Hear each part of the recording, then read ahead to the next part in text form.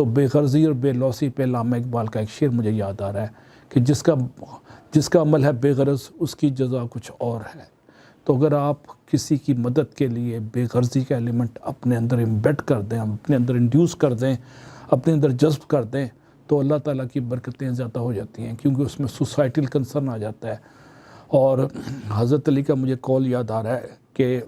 انسان کو اچھی سوچ پہ وہ کچھ ملتا ہے جو اچھے عمل پہ نہیں ملتا، کیونکہ اچھی سوچ میں دکھاوا نہیں ہے۔ تو بے غرضی میں جہاں پہ دکھاوا نہ ہو، جہاں پہ بے لوثی کا سمندر موزن ہو، تو اس میں آپ کا جہاز کشتی جہاز بن کے آپ کو تیزی سے ہائی سپیڈ بوٹ بن کے آپ کو منزل پہ لے جاتی ہے۔ ہائی سپیڈ بوٹ جو منزل پہ لے کے جاتی ہے سمندر کی دغیانی کو چھوڑتے ہوئے، نظر انداز کرتے ہوئے، اس کے پیچھے جو فیول ہے، اس کے پیچھے جو ایندھن ہے، اس کا نام ہے بے لوثی، سیلف لیسنس اور سیلف لیسنس۔ اگر آپ کو حضور پاک کی جناب صلی اللہ علیہ وسلم کی لیڈرشپ میں وہ واقعہ شاید آپ میں سے کسی نے پڑھا ہو، شاید یقیناً پڑھا ہوگا کہ ایک غلام، حبشی غلام، کمزور اور ناتواں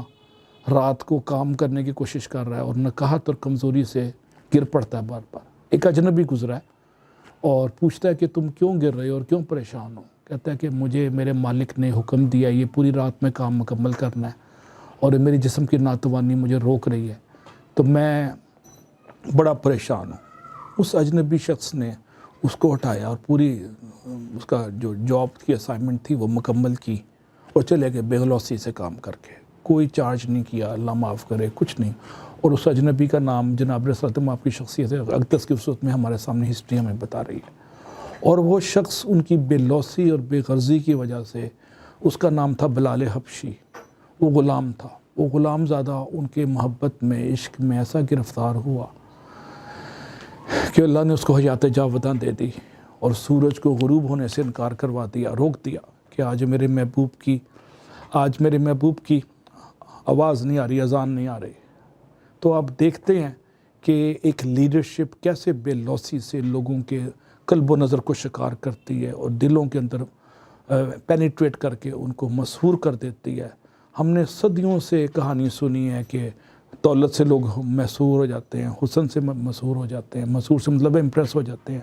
لیکن ہم نے کبھی یہ نہیں سنا، بہت کم سنا ہے کہ لوگوں کی بے لوثی سے بھی لوگ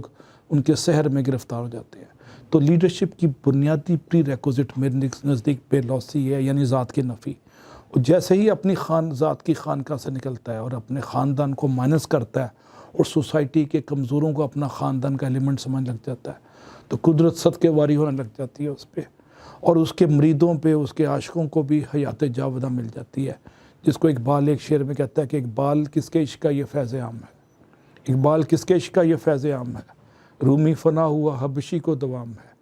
تو اچھی لیڈرشپ کے غلاموں کو بھی دوام یعنی حیات جاوداں مل جاتی ہے، دے بیکم امورٹل۔ تو امورٹیلٹی کا تعلق صرف یہ نہیں ہے کہ آپ فرعونوں کی طرح حنوط کروا لیں باڈی اور 6000 سال بعد بھی ویسی آنکھیں بھی نظر آ رہی ہیں، پلکیں بھی نظر آ رہی ہیں، وہ ایک عارضی مادی دوام ہے۔